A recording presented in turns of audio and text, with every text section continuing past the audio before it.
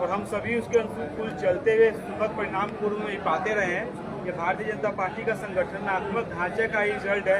आज केंद्र में हमारी सरकार 3 टर्मों से बनी हुई है, इसमें कोई संदेह नहीं है। भारतीय जनता पार्टी का जो सिस्टम है, जो संस्कार है, उसके तहत हम लोग चुनाव लड़ रहे हैं और उन संस्कारों के पथ पर चलकर ही हम लोग शाहपुर से भी विजय हासिल करने वाले हैं। चाचा आपके साथ आ गए थे, कितना समर्थन इससे आपको मिलेगा? पूर्ण रूप से चाचा हमारे परिवार के मुखिया हैं, हमारे गार्जियन हैं। क्योंकि हमारे पिताजी रहे नहीं, हमारे बड़े पिताजी भी नहीं रहे, तो ऐसे भी घर में जो सबसे बड़ा स्थान आज के समय में है वो मेरे चाचा जी का है। और चाचा जी का पूरा आशीर्वाद और प्यार मेरे साथ है और अपने लोगों का साथ और प्यार रहता है तो जाहिर सी बात है हिम्मत और ताकत और हौसला जो है वो दोगुना हो जाता है। इसमें कोई संदेह नहीं है। मुझे पूर्ण विश्वास है कि उनके नेतृत्व में, उनके मार्गदर्शन में हम लोग शाहपुर से कमल खिलाएंगे। शाहपुर के जो वर्तमान विधायक हैं वो लगातार मीडिया में बयान दे रहे हैं और आपराधिक पुत्र आपको बता रहे हैं, आपकी ओर से क्या रिएक्शन रहेगा? देखिए, वो माननीय विधायक जरूर हैं, लेकिन उनको न कानून की समझ है न बाकी सब चीजों की।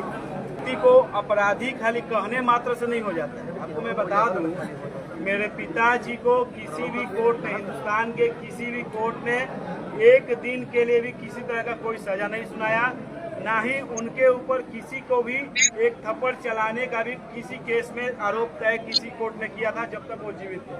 तो जाहिर सी बात है, जब कोर्ट ने ही उनको किसी तरह का दाग नहीं लगाया है, ये किस मुंह से अपराधी कहते मुझे समझ में नहीं आता है। दूसरी तरफ ये जिस पार्टी के नेता है, जिस पार्टी के प्रतिनिधि है, उसके मुखिया को कोर्ट ने कहा है कि वो चारा चोर है। अपने नेता को, जिसको कोर्ट ने चारा चोर कहा है, उसको ये लोग संत कहते हैं। और ऑन द अदर हैंड मेरे स्वर्गीय पिताजी जिनकी हत्या इन्होंने करवाई, उनको कोर्ट ने क्लीन चिट दे रखा था। किसी केस में उनको किसी तरह का कोई दोष साबित नहीं किया था। उनको ये लोग अपराधी दिखते हैं। ये अपने अपना देखने का नजरिया है। खैर, वो जो कहें उनको स्वतंत्रता है कहने के लिए, मुझे उससे कोई आपत्ति नहीं है। लेकिन मेरा ये कहना है कि चुनाव लड़ना है तो अपना 10 साल का रिपोर्ट कार्ड दीजिए ना भाई। और जब खुरपी का ब्याह हो रहा है तो उसमें हंसुआ का गीत गाने का क्या मतलब है?